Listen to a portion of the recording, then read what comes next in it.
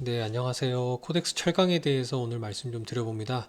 아마 투자하신 분들은 축하드려요. 벌써 10,000원 벌써 돌파했습니다. 이제부터 좀 시작이기를 바라면서 제가 그동안 좀 언급드렸던 방송들을 이제 이렇게 링크를 해보니까 벌써 6개월이 넘었네요.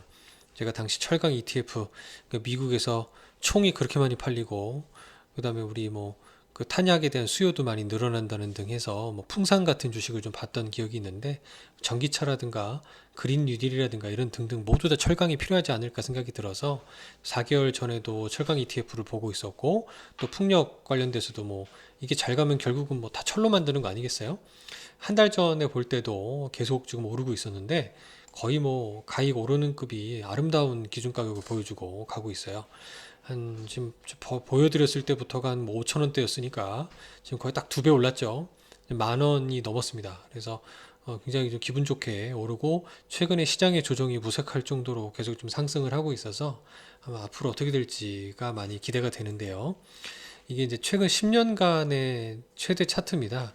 2011년도에 13,000원 갔던 거니까 아직 10,000원이니까 좀 웃기지 않습니까? 삼성전자나 우리 성장 주식들은 장기적으로 수십 배가 올랐다 얘기를 하더라도 이런 그 철강 관련된 어떤 국경제에 해당하는 이 경기 민감주들은 아직도 전고점에 미치지 못하고 불과 작년 코로나 팬데믹 때는 3,580원이었으니까 이때 들어가셨으면 거의 한 3배 정도도 먹을 수 있었던 되게 단기간에 급상승을 좀 보여주고 있고요.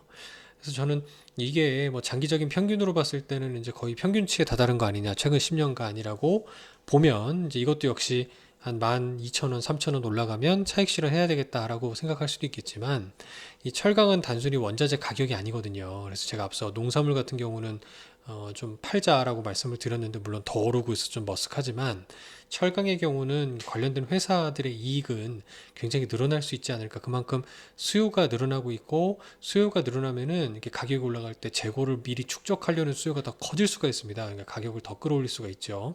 그래서 실제 지금 주가를 보면 이 포스코 뉴스 같은 걸 찾아본 거죠. 컨퍼런스 콜에서 당분간 철강 가격 강세가 이어질 거다라고 얘기를 했고요.